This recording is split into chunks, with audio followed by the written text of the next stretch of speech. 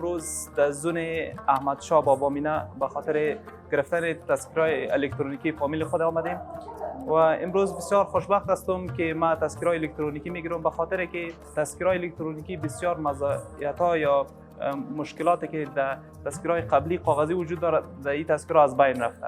قسم که شما شاهد حال هستین، اگر سابق ما میخواستیم تذکره کاغذی بگیریم یا او را میخواستیم به جای سفر کنیم باید او را ترجمه میکردیم یا او را تاییدی وزارت خارجه میکردیم، یا اگر میخواستیم پاسپورت بگیریم اگر مشکل خطی وجود داشت یا مشکل تاییدی وجود داشت پس ما را راجع میکرد به ثبت احوال نفوس که را تایید کنید.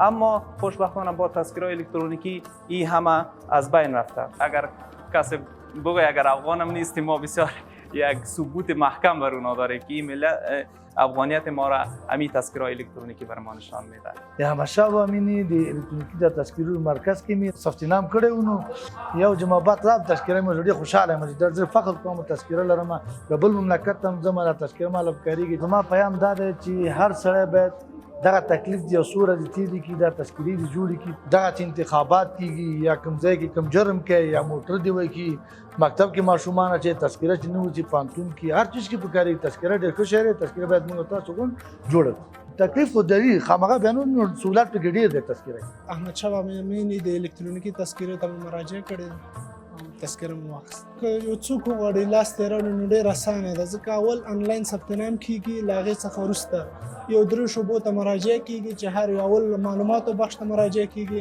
هغوی به هر شعبې ته معرفي کول کوي. پخوانۍ تذکرې کاغذي وي یا به پرې لږ اوبه تویې شولې نو خرابېدلې وي نو دا نه خرابېږي.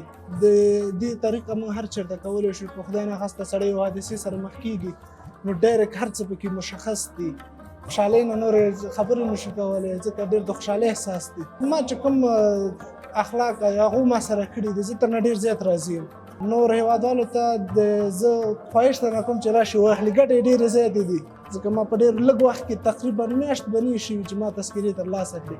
یوازې زما نه زما تقریبا 11 نفره فامیلو ټولو ته مې لاسته راوړي. د احمدشاه بابا مېنې چې ډېره په نفوس زون ده په کابل کې د اته ولایتونو نه کسان دلته مراجعه کوي روزانه چې تعداد 1500 کسان د ډېر مراجعین په تعداد زیات ده. موږ روزمره 900 کسانو بایومټریک اخلو او په دې زمانه کې زموږ توزیع څانګه چې د روزانه 900 تذکرې توزیع کوي او زموږ کارمندان ډېر په صداقت او ایمانداري سره کار کوي. خلکو ته خدمت کوي، خلکو خدمت ته حاضر دي. مراجعینو نظم تقاضا دا ده زموږ خواهش ده چې دلته راځي نو بدبهي مراعات کړي په خپل نوبت ودرېږي کارونو ته په نوبت مخکې ځي باید حوصله مندي وکړي سره همکاري وکړي. ټول خلکو ته هم دا تقاضا ده چې خپل اولادونو ته ټول خپلو فامیلو ته تذکرې واخلي. تذکرې ډېر مشکلات د خلکو حل مثلا انتخاباتو مشکل حل د جنایاتو د غلا او د امنیت لپاره ډېر ضروري ده. تذکرې آینده نسل ته مملکت ته ټولو ته زیاته ګټه لري.